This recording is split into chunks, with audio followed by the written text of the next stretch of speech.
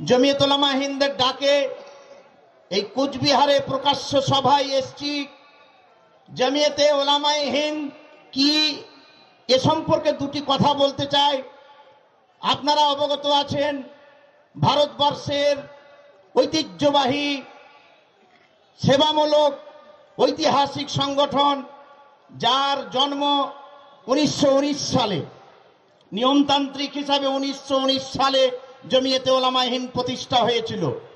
কিন্তু জমিয়তে উলামায়ে হিন্দের পূর্বপুরুষরা ভারতবর্ষে 1803 সাল থেকে এই ভারতবর্ষের মাটিতে ইংরেজদেরকে তাড়াবার জন্য কাজ শুরু করেছিলেন। 1803 সাল থেকে নিয়ে 1919 সাল পর্যন্ত বিভিন্ন নামে বিভিন্ন সংগঠনের রূপ দিয়ে ইংরেজদের বিরুদ্ধে আন্দোলন করেছিলেন।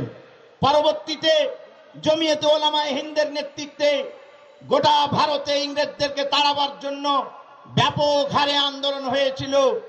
জমিয়তে উলামায়ে হিন্দের যারা পূর্বপুরুষ ছিলেন, মাওলানা মাহমুদুল হাসান সাহেব রহমতুল্লাহ আলাই, মাওলানা শেখুল ইসলাম হোসেন আহমদ মাদানী রহমতুল্লাহ আলাই, মাওলানা আব্দুল বারি ফিরিঙ্গি রহমতুল্লাহ আলাই, মুফতি কিফায়াতুল্লাহ রহমতুল্লাহ আলাই, মাওলানা হিফজুর রহমান রহমতুল্লাহ আলাই, মাওলানা আবুল কালাম আজাদ রহমতুল্লাহ আলাই, এরা দেশের স্বাধীনতার জন্য ভারতবর্ষের আপামর জনসাধারণকে নিয়ে, পণ্ডিত জওহরলাল নেহরু তাদেরকে নিয়ে, মহাত্মা গান্ধীজিকে নিয়ে ইংরেজদেরকে তাড়াবার জন্য তারা ব্যাপক হারে আন্দোলন করেছিলেন।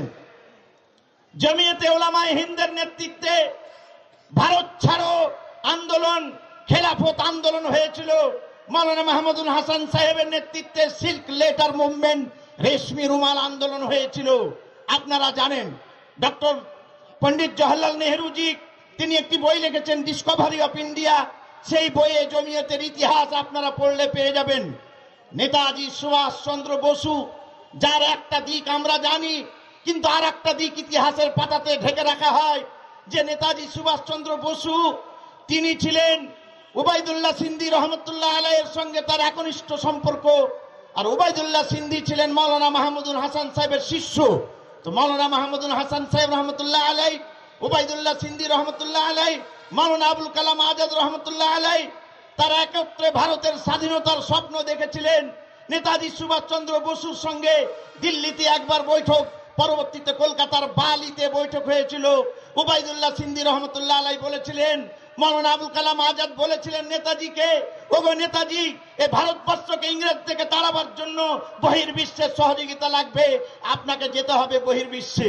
আপনারা অবগত আছেন, নেতাজি সুভাষচন্দ্র বসুকে ছদ্মবেশে কলকাতায় তিনি লুকিয়েছিলেন, কিছুদিন চোখের আড়ালে ছিলেন। তারপরে তার মোহাম্মদ জিয়াউদ্দিন নাম দিয়ে কাবুলিওয়ালা পাঠানি বানিয়ে, দাড়ি টুপি পাগড়ি বানিয়ে, চোস্ত উর্দুতে কথা বলতে পারেন, সেইটা তৈরি করেছিলেন আমাদের এই মাওলানারা। নেতাজি সুভাষচন্দ্র বসু ভারতের স্বাধীনতা আন্দোলনে আপামর জনসাধারণ জানেন, কিন্তু তিনি যে উদ্বুদ্ধ হয়েছিলেন মাওলানা মাহমুদুল হাসান সাহেব রহমতুল্লাহ আলাই, ওবায়দুল্লাহ সিন্ধি রহমতুল্লাহ আলাই, মাওলানা আবুল কালাম আজাদ রহমতুল্লাহ আলাইয়ের নেতৃত্বে, এই কথা এই পাঠ অনেকে জানেন না। নেতাজি সুভাষচন্দ্র বসু যেদিন বেরিয়ে চলে যাচ্ছেন কলকাতা থেকে, ডক্টর শিশির বসু তার ভাসতে তার গাড়িতে ছিলেন। সেদিন নেতাজি সুভাষচন্দ্র বসু বলেছিলেন, জানিস শিশির বা জানো শিশির, আমি কার প্রেরণাতে, কার উদ্দীপনাতে ইউরোপ যাচ্ছি? বলে না, বলে আমি যাচ্ছি জমিয়তে উলামায়ে হিন্দের প্রেরণায়, মাওলানা ওবায়দুল্লাহ সিন্ধি রহমতুল্লাহ আলাইয়ের প্রেরণায়, মাওলানা হোসেন আহমদ মাদানী রহমতুল্লাহ আলাইয়ের প্রেরণায়।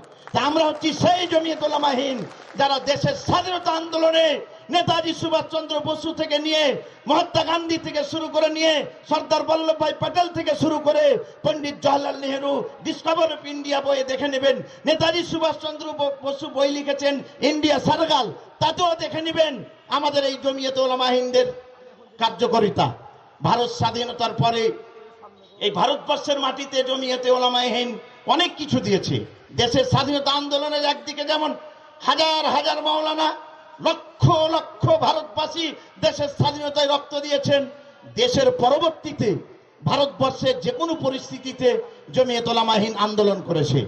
আমরা এই পশ্চিমবঙ্গের মাটিতে হযরত মাওলানা সিদ্দিকুল্লাহ চৌধুরী সাহেবের নেতৃত্বে অনেক আন্দোলন দেখেছি। কুচবিহারের মাটিতে একটা কথা, ভ্রাতৃত্ব, সৌহার্দ্য, সম্প্রীতি, হিন্দু মুসলমান আমরা গলায় গলায় মিলেমিশে থাকবো। তার নজির হযরত মাওলানা সিদ্দিকুল্লাহ চৌধুরী সাহেব। আজকে তিনি হাজির করেছেন যেমন বৌদ্ধ ধর্মগুরু ভাদান্ত ডক্টর অরুণজ্যোতি ভিক্ষুকে, যেমন প্রতীক মহারাজকে, অনুরূপ সিদ্দিকুল্লাহ চৌধুরী সাহেব পশ্চিমবঙ্গের মাটিতে যখন কোনো বিপদ এসছে, সংবিধানের উপরে হোক, মসজিদে আজান বন্ধ, কলকাতা হাইকোর্ট রায় দিয়েছিল আজান বন্ধ, সিদ্দিকুল্লাহ চৌধুরী সাহেব বুক চিতিয়ে দাঁড়িয়েছিলেন। খাগড়াগড়ে যখন বম ব্লাস্ট হয়েছিল, কিছু মিডিয়া তথাকথিত ভারতবর্ষের এখন এক নম্বর দুশ্মন হচ্ছে এই মিডিয়া, যে মিডিয়া ভ্রাতৃত্ব সৌহার্দ্য সম্প্রীতি সদা সর্বদা লেগে আছে আমাদের মধ্যে দূর করবার লক্ষ্যে। মাওলানা সিদ্দিকুল্লাহ চৌধুরী সাহেব খাগড়াগড় নিয়ে তিনি আন্দোলন করে দেখিয়ে দিয়েছিলেন আমরা পশ্চিমবঙ্গে ভারতবর্ষে ঐক্যবদ্ধভাবে আছি এবং থাকবো ইনশাআল্লাহ। আর একটা কথা, আজকে মূল বিষয়ে আমি আসিনি, আমার পাশে বক্তা দাঁড়িয়ে গেছেন। কি মূল বিষয়? জেপিসি জয়েন্ট পার্লামেন্টারি কমিটিতে আপনার ওয়াকাফ সম্পত্তি, আমাদের ভারতবর্ষের হাজার হাজার কোটি টাকার সম্পত্তি আছে। আমাদের যেদিন থেকে এই সরকার এসছে, মাননীয় প্রধানমন্ত্রী নরেন্দ্র মোদীজি 2014 সালে, সেদিন থেকে ভারতবর্ষের মানুষকে অতিষ্ঠ করে দিয়েছেন। একদিকে নোটবন্দি, একদিকে তিনি এনআরসি নিয়ে আসার মাধ্যমে, একদিকে 370 ধারাকে কি করেছেন, একদিকে তিনি যতগুলো কথা বলেছিলেন একটাও বাস্তবায়িত করতে পারেননি। তিনি বলেছিলেন 2 কোটি করে চাকরি দেব, বাস্তবায়িত করতে পারেননি।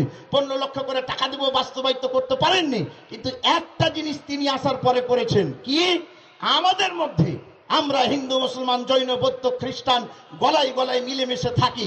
তিনি আসার পরে তার কিছু লোকেরা আমাদের মধ্যে ভ্রাতৃত্ব সৌহার্দ্য সম্প্রীতি করবার লক্ষ্যে ভারতবর্ষের মতো দেশে মব লিঞ্চিং হচ্ছে, কিন্তু অনেক প্রশাসন চুপ থেকেছে, মব লিঞ্চিংয়ে অ্যাকশন হয়নি।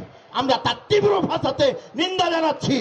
আর একটা কথা দায়িত্বহীন ভাষায় বলতে চাচ্ছি, তিনি আমাদের এই সংবিধানকে উপেক্ষা করে একের পর এক সংবিধানের যত ধারা, সংবিধানের 15 নম্বর ধারা, সংবিধানের 30 নম্বর ধারাকে উপেক্ষা করে জোর করে ওয়াকাফ সম্পত্তি লুট করবার লক্ষ্যে তিনি আইন তৈরি করতে যাচ্ছেন। অথচ ভারতবর্ষের সংবিধান আমাদের স্পষ্ট বলে দিয়েছে এটা সার্বভৌম গণতান্ত্রিক ভারতবর্ষ। প্রজাতন্ত্র দিবস কদিন আগে পালন করলাম। এই সার্বভৌম ধর্মনিরপেক্ষ গণতান্ত্রিক ভারতবর্ষে তিনি একটা গোষ্ঠীকে, একটি বিশেষ সম্প্রদায়ের লোককে টার্গেট করে আইন করে জোর করে গুন্ডাগার্দি করে আমাদের জমি জায়গা দখল করতে চাচ্ছেন।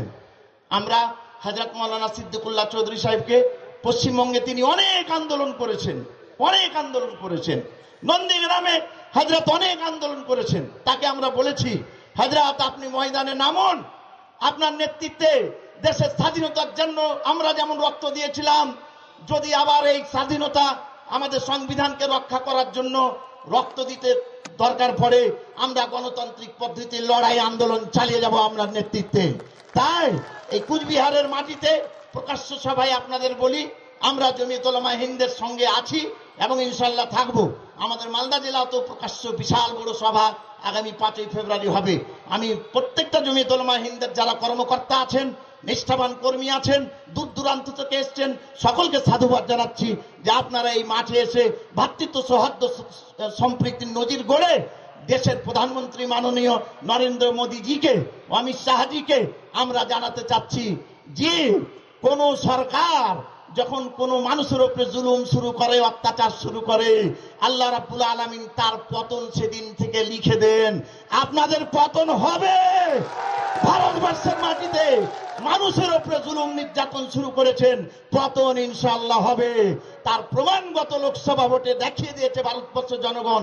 2/3 মেজরিটি পেলে সংবিধান তিনি পাল্টে দিতেন, কিন্তু আপামর ভারতবর্ষের সেকুলার লোক তারা প্রমাণ করে দিয়েছে নরেন্দ্র মোদীজি, আমাদের বাবা সাহেব আম্বেদকরের সংবিধান যদি আপনি চেঞ্জ করতে চান, ভারতবর্ষের মানুষ আমরা এটা মেনে নেব না। যে সংবিধান রচনা করতে 2 বছর 11 মাস 18 দিন সময় লেগেছিল, 165 বার অধিবেশন বসেছিল, যে সংবিধানে 284 জন কর্মকর্তা ছিলেন, আমাদের মাওলানা হিফজুর রহমান ছিলেন, এই সংবিধানকে উপেক্ষা করে আপনি কাজ করছেন। আপনি ভারতবর্ষের গদি থেকে অবশ্যই মানুষ আপনাকে ছুড়ে ফেলবে ইনশাআল্লাহ। আমাদের ভ্রাতৃত্ব সৌহার্দ্য সম্প্রীতি বজায় থাক।